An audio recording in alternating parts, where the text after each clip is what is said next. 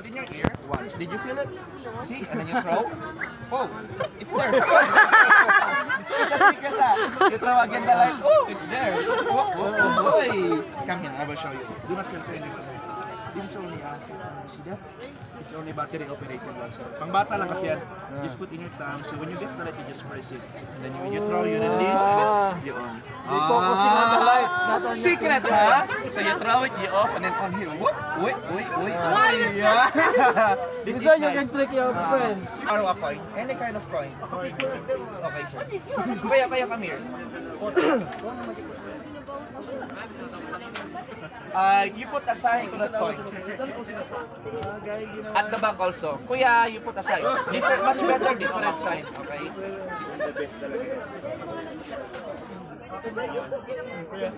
Okay na kuya? Can I borrow this pen? So this is the magic. Remember your sign, this is at the back and this is at the front. Before I do the magic, I will just place the coin here and I will get the box at the pocket and I show you. Right? Open your hand kuya. So, nothing in my hand, I will just get the box. This box, sir, is sealed. There's a rubber band, it's already tied. Now watch the box. The coin I mean. I'm gonna put the coin inside. Watch. 1, 2. Did you see the coin? Now you open that box. You remove the rubber band. That is a best coin magic choice. You remove the rubber band and take a look if the coin is already there inside. Another one, you open it. Show them. You remove the rubber band again. You can use any kind of coins for this magic. Then